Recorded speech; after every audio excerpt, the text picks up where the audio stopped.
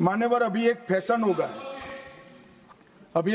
गया है, आंबेडकर आंबेडकर आंबेडकर आंबेडकर आंबेडकर आंबेडकर। इतना नाम अगर भगवान का लेते तो 7 जन्मों तक स्वर्ग मिल जाता। अच्छी बात है ना? सुनिए तो करने की नीति। मान्यवर, अभी एक फैशन हो गया है, आंबेडकर आंबेडकर आंबेडकर आंबेडकर आंबेडकर आंबेडकर। इतना नाम अगर भगवान का लेते तो 7 जन्मों तक स्वर्ग मिल जाता। अच्छी बात है ना? सुनिए ना, आप सुनिए ना, मैं बताता हूं। हमें तो आनंद है कि आंबेडकर का नाम लेते हैं। आंबेडकर का नाम अभी 100 बार ज्यादा लो, परंतु साथ अर्थ में आंबेडकर जी के प्रति आपका भाव क्या है ये मैं बताता हूं। मान्यवर, आंबेडकर जी को देश की पहली कैबिनेट से इस्तीफा क्यों दे दिया? आंबेडकर जी ने कई बार कहा कि अनुसूचित जातियों और जनजातियों से हुए व्यवहार से मैं असंतुष्ट हूं, सरकार की विदेश नीति से मैं असहमत हूं और आर्टिकल 370 से मैं असहमत हूं। इसलिए वो छोड़ना चाहते थे।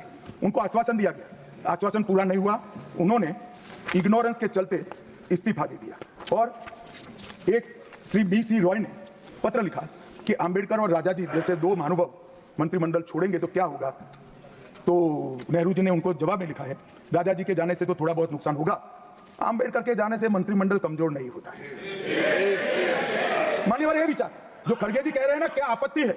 जिसका विरोध करते हो उसका वोट के लिए नाम देना कितना उचित है? क्योंकि अब आंबेडकर जी को मानने वाले पर्याप्त संख्या में आ गए हैं, इसलिए आप आंबेडकर आंबेडकर कर रहे हो। मान्यवर, मुंबई के मेयर ने एक पत्र लिखा था कि मऊ में आंबेडकर जी का स्मारक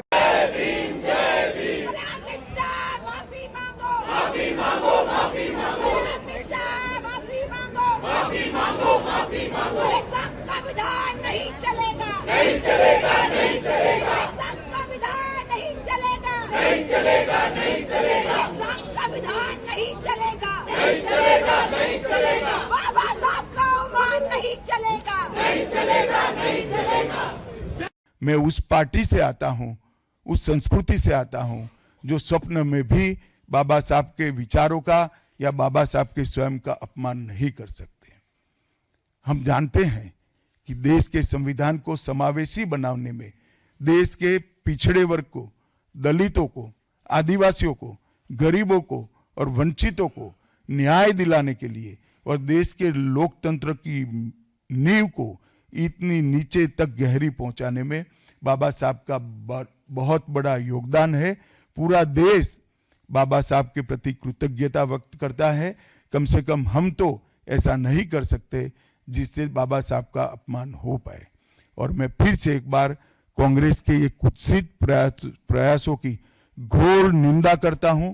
और जो संविधान पर दोनों सदनों में चर्चा हुई, कम से कम भारतीय जनता पार्टी की ओर से चर्चा का स्तर मेंटेन करने का पूरा प्रयास किया गया था, विषय पर बोलने का आग्रह किया गया था और तथ्य के साथ बोलने का आग्रह भी हमारे सारे वक्ताओं ने किया था।